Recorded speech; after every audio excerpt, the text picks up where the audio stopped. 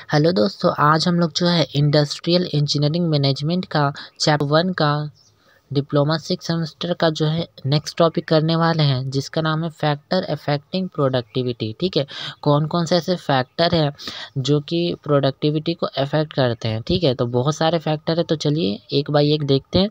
पहला हमारा होता है टेक्निकल फैक्टर। तो देखिए इसमें पॉइंट बोलता है productivity largely depend on technology. देखिए प्रोडक्टिविटी टेक्नोलॉजी पे ही डिपेंड करता है। दिस इंक्लूड प्रॉपर लोकेशन, हमारा जो लोकेशन होना चाहिए उस पर भी डिपेंड करता है। Layout and size of the plant का साइज क्या है, लेआउट क्या है, एंड मशीनरी, मशीन आप किस टाइप का यूज किया उस पर भी डिपेंड करता है। ठीक है, तो ये होता है टेक्निकल फैक्टर। और दूसरा पॉइंट बोलता है correct design of machine and equipment. Machine का जो डिज़ाइन है वो हमारा एकदम सही होना चाहिए। रेटिंग भी जो है मशीन और इक्विपमेंट को वो भी सही होना चाहिए जिस हिसाब से हम प्रोडक्शन करवा रहे हैं।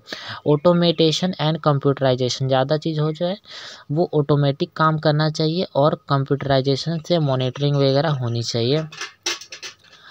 और दूसरा हमारा होता है प्रोडक्शन फैक्टर। इसमें बोलता है the production of all the department should be properly plan. तो जो ही प्रोडक्शन कहने का मतलब क्या, जो से हम प्रोडक्ट कर रहे हैं, जो आउटपुट हमें चाहिए, तो वो क्या करना चाहिए, प्रॉपरली प्लान रहना चाहिए। ऐसा नहीं कि हम बार बार जो है चेंज कर दे रहे अपना प्रोडक्शन को, बोलते हैं कभी ये बनाना है कभी वो बनाना है, तो ऐसा नहीं। एक फिक्स होना चाहिए कि आपका कंपनी या आपका फैक्ट्री तो एक ही चीज़ में प्रोडक्शन करेगी भाई। आप बार बार चेंज करोगे तो उसके हिसाब से नहीं ना होगा, तो इसको आप लोग को चेंज नहीं करना है। Right quality of raw material should be use for production. तो हमें सही तरीके का रॉ मटेरियल यूज करना पड़ेगा इनपुट के लिए, ताकि हम प्रोडक्शन भी अच्छे से बने।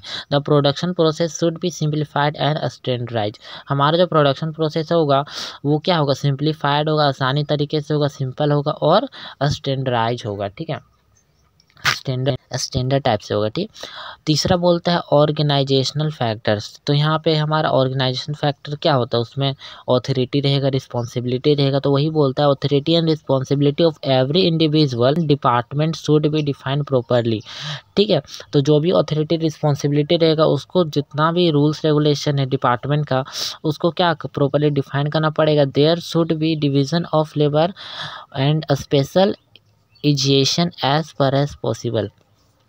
ठीक है, तो जितना भी हमारा डिपार्टमेंट रहेगा समय जो है लेबर का जो डिवीज़न रहेगा अकॉर्डिंग टू आवर फंड, उस कंपनी का फंड। ठीक है, चौथा में आपका बोलता है पर्सनल फैक्टर। ठीक है, तो पर्सनल में अगर कोई अपने पर्सनली से कोई हमारा इफेक्ट आता है प्रोडक्टिविटी में, तो उसको बोलते हैं पर्सनल फैक्टर। तो इसमें क्या बोलता है right individual should be selected for suitable post. ठीक है, after selection they should be given proper training and development. तो हमारा जो भी हमारा सही तरीके से जो हमारा सिलेक्ट हर एक पोस्ट के लिए, देखिए जब भी कोई पोस्ट निकलता है, वैकेंसी निकलता है, तो वो उसके हिसाब से, उसकी क्वालिफिकेशन के हिसाब से ही वो अपने आदमी को रखता है।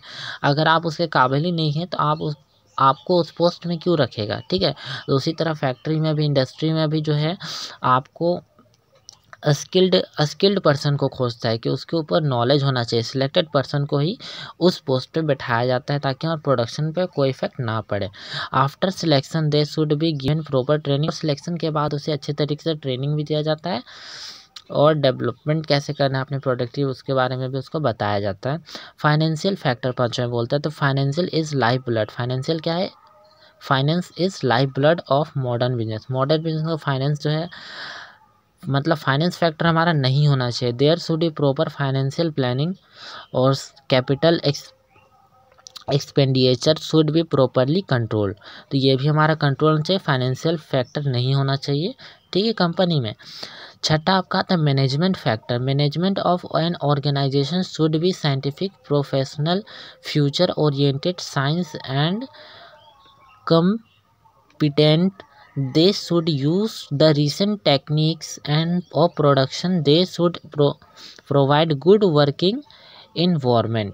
ठीक है, तो जो भी हमारा मैनेजमेंट होगा ऑर्गेनाइजेशन में, वो हमारा साइंटिफिक प्रोफेशन के तरीके से होना चाहिए, फ्यूचर को देखते हुए होना चाहिए, साइंस और टेक्नोलॉजी को जो है हाल फिलहाल में जो चल रहे हैं रिसेंट टेक्निक्स, उसका यूज हम लोग को करना चाहिए।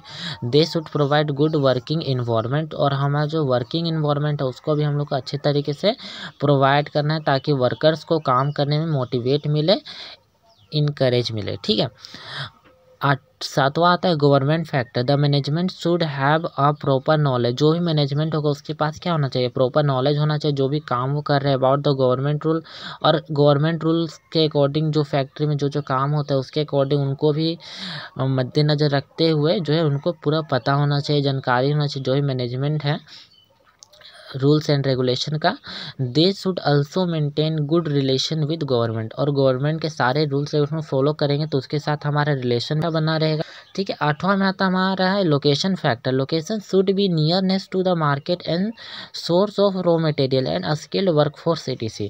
तो देखिए हमारा जो लोकेशन होना चाहिए, जाहिर सी बात है जहाँ पे हमारा मार्केटिंग हो उसके ज़्यादा नज़दीक होना चाहिए ताकि हमारा ट्रांसपोर्टेशन कॉस्ट भी हमारा बचे, और साथ में ये भी देखिए कि हमारा जो इनपुट मिल रहा है, जो रॉ मटेरियल मिल रहा है वो भी हमारा सामने में मिल जाए, और साथ में हमारा स्किल्ड जो पर्सन है, स्किल्ड वर्कफोर्स है वो भी हमारा सामने में मिल जाए ताकि हमें इधर उधर ज़्यादा ट्रांसपोर्टेशन कॉस्ट की ज़रूरत ना पड़े। इससे रिड्यूस बढ़ेगा, और रिड्यूस होगा ट्रांसपोर्टेशन कॉस्ट तो इफ़िशेंसी भी हमारा इंक्रीमेंट होगा।